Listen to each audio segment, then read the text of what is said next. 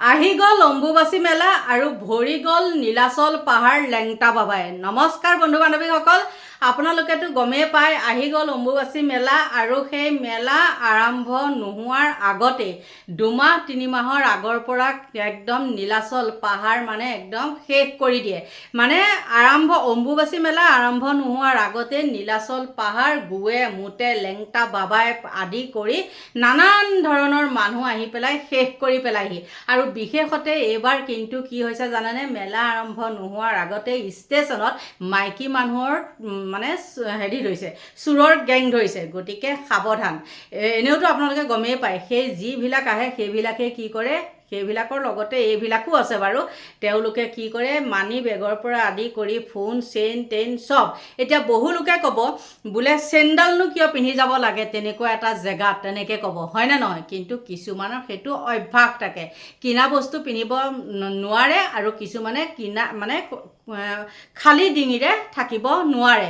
আৰু তেনেস্থলত সিহঁতে সেইটো সুবিধা গ্ৰহণ কৰে, বিশেষতে ফোন চেইন হওক বা মানি বেগটো হওক। আৰু এতিয়া কি হৈছে, মতা মানুহকহে চোৰ আগতে ধৰিছিলে নহয় জানো, কিন্তু এইবাৰ আহি একদম ভৰি গ'লহি মহিলা চোৰ। আৰু সেই চোৰবিলাকৰ লগে লগে কি হয়, লেংটা বাবাৰ মানে আগমন।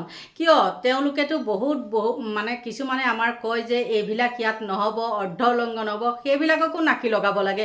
সেইবিলাকে আহি পেলাই ইয়াত এনেই মানে ভেকুলী বিদ্যা বুলি কয় যে, ভেকুলী বিদ্যা, বাতি এটাতে হেৰি এটা ল'ব, লৈ পেলাই ফুট এটা দিব, সেইটো বিনিময়তো 10 টকা, নিদিলে আকৌ গালি পাৰিব আৰু মানে খোজে প্ৰতি তেওঁলোকৰ ব্যৱসায়, হয়নে নহয়? মুঠতে অসমখনক লুটি পুটি খাইছে। আৰু সেই জাগ অহাৰ লগে লগে কি হৈছে জানেনে, গোটেই মানে পাহাৰটো অম্বুবাচী মানে কামাখ্যা ধামৰ সেই ৰাস্তা ঘাট একেবাৰে লেতেৰা। আৰু চৰকাৰে কিন্তু সুবিধা কৰি নিদিয়াকৈ থকা নাই দেই, ঠায়ে ঠায়ে লেট্ৰিন বাথৰুম মানে কৰি দিয়ে। আৰু সেইবিলাকতো তেওঁলোকে আমাৰ পাব্লিকৰ গাতো দুখ আছে। আৰু সেইবিলাকে কি কৰে, তেনেকৈ কৰি মানে ডিঙি গুৰিলৈকে খায়। আৰু সকলোৱেতো জানেই, NGO বিলাকেও আনি সুবিধা কৰি দিয়ে। আৰু সেইবিলাক খাই ৰাস্তাই ঘাটে মানে একদম শেষ কৰি থৈছে। গতিকে প্ৰশাসনক অম্বুবাচী মেলাৰ আগতেই মানে অনুৰোধ জনাইছোঁ, এইবিলাকৰ প্ৰতি সতৰ্ক হওক। আৰু এইবাৰ নিৰাপত্তা চাগে আৰু বেছিকৈ দিব লাগিব, কিয়নো কাৰণ চোৰৰ গেং ইবাৰতকৈও আকৌ এইবাৰ বেছি। মানে চোৰ কমা নাই যে, এইবিলাকতে চিন চোৰৰ মানে ষ্টেপ বাই ষ্টেপ উঠি আছে। এইবাৰ তেওঁলোকে বুদ্ধি কৰিছে কি, মহিলা চোৰ। আৰু সেই মহিলা চোৰৰ গেংখিনি মই আপোনালোকক ইয়াত দেখাবলৈ নাযাওঁ। আৰু যিসকলে নিউজ চাই সেইসকলে হয়তো নিশ্চয় গম পাব যে মহিলা চোৰসকলক ধৰা হয়নে নহয়। সেইদিনাখন কামাখ্যা ষ্টেচনতে ধৰিছিলে। আৰু সেইবিলাক চোৰ কিন্তু ইয়াৰ নহয় দেই, সেইবিলাক বাহিৰৰ পৰা অহা। আৰু আমাৰ ইয়াৰ মানুহে মানে হেৰি নহয়েই, তাৰ পৰা আহিয়ে একদম অম্বুবাচী মেলা মানে মেলাখন মানে একেবাৰে কি ক'ম আৰু, লেংটাৰ পৰা আদি কৰি একেবাৰে বিভস্ত বেলেগ কালিমা চালিমা আহি মানে ভৰি পৰেহি। গতিকে সকলো সতৰ্ক হৈ আহিব, কাকো বাধা দিবলৈ নাযাওঁ নাহিব বুলি, কিন্তু সকলো সতৰ্ক হ'ব। আৰু এই সতৰ্ক সময়ত যদি আপোনালোকৰ হাতত চোৰ ধৰা পৰে, তেন্তে হ'লে আপোনালোকে কিন্তু সেই চোৰক প্ৰশ্ৰয় নিদিব। তাত পুলিচ প্ৰশাসন থাকিবই আৰু তাত আপোনালোকে চমজাই দিব। গতিকে কি ক'ব, সদায় সতৰ্ক হৈ থাকিব লাগিব নহয় জানো, নিজক বচাই চলিব লাগিব। কয় নহয় বোলে সাৱধানৰ মৰণ নাই, ঠিক তেনেকুৱাই কথা।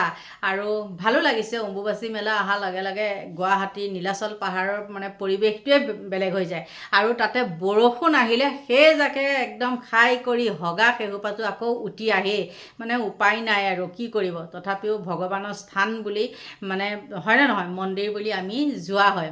গতিকে বন্ধু বান্ধৱীসকল সকলোকে স্বাগতম জনাইছোঁ, আহিব আপোনালোক, কিন্তু সকলো সাৱধান দেই। আৰু এইবাৰ এটা কিন্তু মুখ্যমন্ত্ৰীয়ে ঘোষণা কৰিছে, আচলতে প্ৰতিবাৰেই কৰে, এইবাৰ VIP CIP এইবিলাক হেৰি নাই, মানে সকলো এটা ৰাস্তা দিয়ে যাব লাগিব।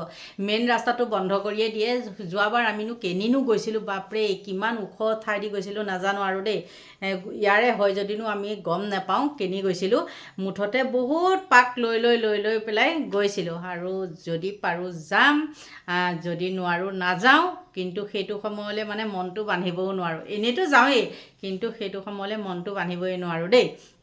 গতিকে মই সেইসকলকো কৈছোঁ এই লেতেৰা ফেদেলাবিলাক অলপ মানে হেৰি কৰক এখন পবিত্ৰ মন্দিৰত যোৱাৰ লগে লগে আমি গা পা ধুয়ে যাওঁ নহয় জানো আৰু গা পা ধুই যদি সেইবিলাকৰ যদি গোমুত আমাৰ খুচৰি মানে গচকিবলগীয়া হয় তেন্তে হ'লে বাৰু আমাৰ মনটো কেনেকুৱা লাগিব কওকচোন একদম ভাল নালাগিব নহয়নে আৰু আচলতে কি জানে ফকতীয়াকৈ খুৱাই যে NGO বিলাকে ফকতীয়াকৈ যে খুৱায় আৰু সেই সোপা টেটুগুৰিলৈকে মাৰি লৈ য'তে ত'তে পৰি থাকে টোপনি ক্ষতি কৰে হজম শক্তি নহয় সেইটো কাৰণে আচলতে এইটো পৰিৱেশৰ সৃষ্টি হয় আৰু মানে চৰকাৰে কি কৰে সুবিধাখিনি একদম সুন্দৰকৈ দিয়ে দেই লেট্ৰিন বাথৰুমৰ পৰা মই আকৌ কৈছোঁ কিন্তু সেই লেট্ৰিন বাথৰুম তেওঁলোকে সদব্যৱহাৰ কৰিব নোৱাৰে ক'তনো পাৰিব ট্ৰেইনৱালীত হগা মানুহে জানো তাত হেৰি কৰিব পাৰিব সেইবিলাকৰ ব্যৱহাৰ জানিব সেইকাৰণে আচলতে লেতেৰা আপোনালোকৰ পৰা এতিয়া লৈছোঁ বিদায় বাই বাই